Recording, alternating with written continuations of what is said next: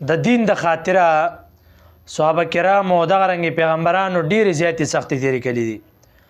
خصوصا پیغمبر علیه الصلاۃ والسلام د دین د خاطره ډېرې زیاتې سختۍ تېرې کړي دي. تاسو پته طایب واقع به تاسو معلومه وي، د نبوت د میلاوېدو نه 9 کاله وروسته پیغمبر علیه الصلاۃ والسلام مکه مکرمه کې و، تبلیغ به کاوه، لیکن لږ خلکو ایمان راوړی او دومره خلک نو مسلمانان شوي. په دې 2 قسمه خلکو مکه مکرمه کې، یو هغه و چې دا مسلمانانو د پیغمبر علیه الصلاۃ والسلام امداد به کاوه مسلمانانو، دویم هغه خلکو چې د مسلمانان شوي نه و خو د پیغمبر علیه الصلاۃ والسلام امداد به کاوه. د پیغمبر علیه الصلاۃ والسلام تر ابو طالب د ایمان نه راوړی، لیکن د پیغمبر علیه الصلاۃ والسلام امداد به یې کاوه، د کفارو نه به یې خلاصاوه، چاته سویلی نه شو. لیکن بیا هم د مکې کافرانو صحابو ته ډېر زیات تکلیفونه دغه رنګې خبرې ټوکې مسخرې به پسې کولې. چې کله 10 کال شو ابو طالب د پیغمبر علیه الصلاۃ والسلام دا تر وفات شو، نو پیغمبر علیه الصلاۃ والسلام پسې به د مکې کافرانو ډېرې زیاتې ملنډې کولې، ډېر انتهایي تکلیفونه به ورته رسول. نو پیغمبر علیه الصلاۃ والسلام طایب ته اراده وکړه، هلته یو قبیله وه ثقیف نومې و، دا ډېره لویه قبیله وه، ثقیف نومې و. نو پیغمبر علیه الصلاۃ والسلام مبارک دا هلته لاړې، وایي که چېرته دا ثقیف دا مسلمانان شي، دا قبیله مسلمانان شي، دا ډېره لویه قبیله ده، نو د مکې خلک به هم ایمان راوړي، دوی به زما کلک تایید کوي او هغلته به مسلمانان له ځای هم ورکړي په طایب کې. خو پیغمبر علیه الصلاۃ والسلام خو خبر نه و، ځکه د بعضې قوم مشران دا خو ډېر بد اخلاقه بد کرداره دا ډېر زیات دي. پیغمبر علیه الصلاۃ والسلام چې کله ثقیف قبیلې ته لاړې او هلته هغه قبیلې د مشرانو سره میلاو شو، نو هغه مشرانو یې نه میلمستیا وکړه، ځکه دوی خو مشهور په میلمستیا کې نه میلمستیا وکړه، نه خبره ومنله. باوجود د دې چې د پیغمبر علیه الصلاۃ والسلام میلمستیا وکړي، نو هغه مشرانو پیغمبر علیه الصلاۃ والسلام ته ډېرې بل شانتې خبرې وکړې. دغلته 3 مشرانو د دې قبیلې، یو مشر ته ووایي وایي نعوذ بالله، آیا ته الله صرف د پیغمبرۍ دپاره مقرر کړې؟ دا ورته یو مشر ووایي. بل مشر ته ووایي وایي صرف ته الله ومندلی چې پیغمبر یې راولېږلی، بل څوک نه و. دا ورته هغه دویم ووایي. درېیمو ته ووایي که ته چېرته پیغمبر یې، نو که ستا ما ته خیرې راته وکړې زموږ د قبیلې ته، موږ ته خیرې وکړې، نو موږ به هلاک شو، نو ځکه څه خبرې نه کوم. او که ته پیغمبر نه، الله پیغمبر نه رالیږلی، نو زما سره دومره ټیم نشته چې ستا سره خبرې بیا وکړم. دغه مشرانو ته دا خبرې وکړې، پیغمبر علیه الصلاۃ والسلام ناامیده شو.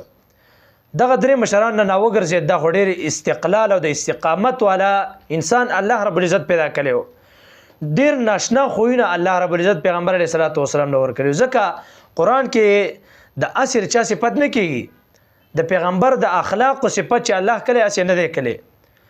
نو پیغمبر علیه الصلاۃ والسلام بیا راغلی، د هغه لاندې خلکو سره میلاو شو چې کوم د دې قبیلې مشران نه و، لاندې خلکو عام کسانو، هغوی هم خبره ونه منله، میلمستیا هم ونه کړله او خبره هم ونه منله. پیغمبر علیه الصلاۃ والسلام چې کله د هغوی نه را روان شو ناامیده شو، نو پیغمبر علیه الصلاۃ والسلام پسې د دوی ماشومان را پسې کړه. هغه ماشومانو پیغمبر علیه الصلاۃ والسلام پسې ټوکې مسخرې شپېلې دغه رنګې چغې پسې وهلې او په اخر کې په کاڼو باندې وویشته. د نبي کریم صلی الله علیه وسلم چپړې مبارکې پڼې مبارکې دا وینو نه ډکې شوې، دا په وینو باندې لمدې شوې. پیغمبر علیه الصلاۃ والسلام رالی او ناامیده کېناست، وی فرمایل چې یا الله اللهم الیک اشکو ضعف قوتي، یا الله زه تا تر خپل قوت شکایت کومه، یا الله ته خو ډېر ارحم الراحمین ذات یې، یا الله ما یوازې پرې نه دی، یا الله زه ستا نه په هر حال کې راضي یم، یا الله ته زما نه راضي شه، یا الله چې ته زما نه خوشحاله یې، یا الله زه درنه خوشحاله یم، یا الله چې ته زما سره راسه یې د هر څوک دې خفه شي، یا الله چې ته رانه خوشحاله یې، زه په دې خوشحالۍ باندې راضي یم.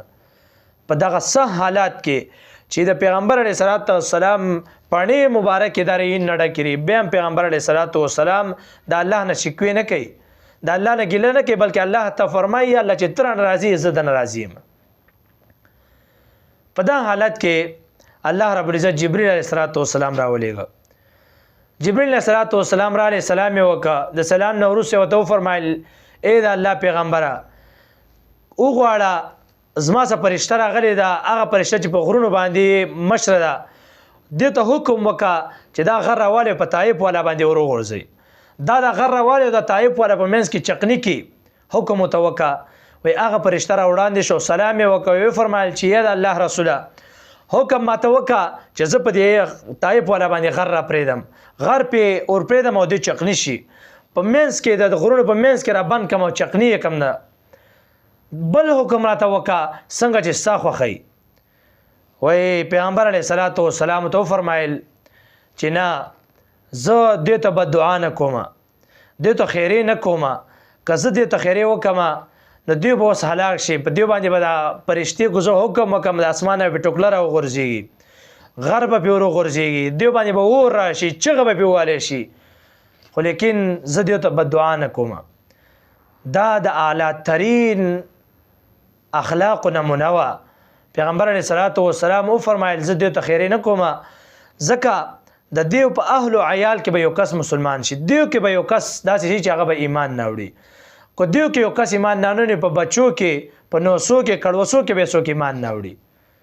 داسې یو عظیم پیغمبر و. دا د اخلاقو یو نمونه وه. نو هغوی څومره تکلیفونه پیغمبر ته ورکړه، نبی کریم علیه السلام ته څومره شپېلې پسې وکړه، مشرانو خبره وانه اورېده، دغرنګې میلمستیا ونه کړه، کاڼو باندې وویشته، بیا د هغه باوجود هم پیغمبر علیه السلام خیرې ونه کړې، بدې ردې دیو ته ونه ویلې، بلکې په ښایسته لهجه باندې هغوی ته دعوت ورکړه.